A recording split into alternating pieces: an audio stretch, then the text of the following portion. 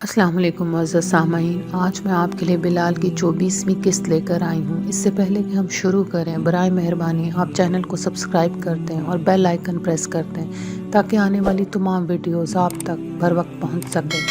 شکریہ۔ ابو بکر رضی اللہ تعالیٰ عنہ کی آزمائش۔ مکے میں زندگی گزارنا پہلے سے بہت زیادہ مشکل ہو گیا تھا اور ان کے لیے تو تقریباً ناممکن، جن کا کوئی والی وارث نہیں تھا۔ محمد صلی اللہ علیہ وآلہ وسلم خود جن سختیوں سے دوچار ہو رہے تھے اس سے پہلے کبھی نہ ہوئے تھے۔ ہر روز ان کو ایذا پہنچانے کے لیے نئے ستم ایجاد کیے جاتے۔ ایک دن ایک راہگیر نے ان کے گھر کے دروازے سے ہاتھ بڑھا کر ان کے کھانا پینے کے برتن میں نہایت بدبودار سڑے ہوئے گوشت کا لوتھڑا پھینک دیا۔ ایک دن وہ اپنے گھر میں عبادت کر رہے تھے کہ عبد الشمس کے عقبہ نے، جو عثمان رضی اللہ تعالیٰ عنہ بن عفان کا سوتیلا باپ تھا، خون اور غلاظت سے آلودہ بھیڑ کی اوجڑی ان پر پھینک دی۔ وہ اسی حالت میں اس غلیظ اوجڑی کو ایک چھڑی کے سرے پر لٹکا کر باہر لائے اور اپنے گھر کے دروازے کے سامنے کھڑے ہو کر زور زور سے پکارا، اے عبدو مناف کے بیٹو، دیکھو کیا اسی کو پشت پناہی کہتے ہیں؟ ایک دن وہ کعبے سے گھر آ رہے تھے کہ کسی شخص نے زمین سے خاک اٹھا کر ان کے چہرے پر پھینک دی۔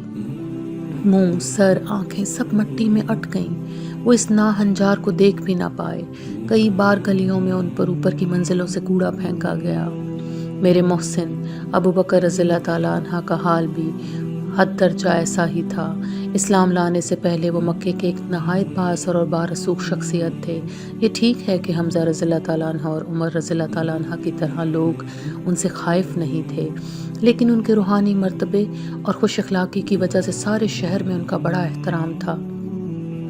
اسلام لانے کی دیر تھی کہ شہر کا شہر ان کا دشمن ہو گیا اور لوگ بھی مسلمان ہوئے تھے اور وہ سب دشمن ہی شمار کیے جاتے تھے۔ لیکن ابو بکر رضی اللہ تعالیٰ عنہ سے انہیں زیادہ نفرت اس لیے نہیں تھی کہ وہ نہ صرف خود مسلمان ہو گئے تھے بلکہ انہوں نے بقول قریش اور بھی بہت سے لوگوں کو ورغلایا تھا۔ اسود بن نوفل رضی اللہ تعالیٰ عنہ کے اسلام لے آنے کے بعد تو ابو بکر رضی اللہ تعالیٰ عنہ کے خلاف نفرت کی شدت بہت بڑھ گئی تھی۔ ایک دن خود نوفل نے، جو خدیجہ رضی اللہ تعالیٰ عنہ کے سوتیلے بھائی تھے، ابو بکر رضی اللہ تعالیٰ عنہ اور طلحہ رضی اللہ تعالیٰ عنہ پر حملہ کروا دیا۔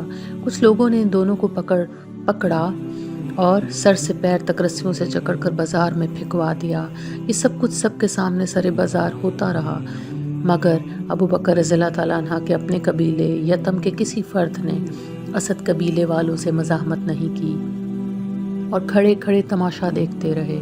اس کا مطلب یہ تھا کہ انہوں نے بھی اپنے قبیلے کے ان دو سربرآوردہ لوگوں کو اسلام لانے کی بنا پر اپنی حمایت سے خارج کر دیا تھا۔ ایسے اور بھی کئی حادثے ہوئے۔ میرا سابقہ آقا امیہ تو ابو بکر رضی اللہ تعالیٰ عنہ پر ادھار کھائے بیٹھا تھا۔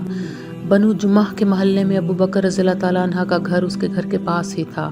آئے دن آتے جاتے کوئی نہ کوئی شرارت کرتا رہتا تھا۔ آخر ایک دن ابو بکر رضی اللہ تعالیٰ عنہ نے بھی حضور صلی اللہ علیہ وسلم کی اجازت سے حبشہ ہجرت کر جانے کا فیصلہ کر لیا۔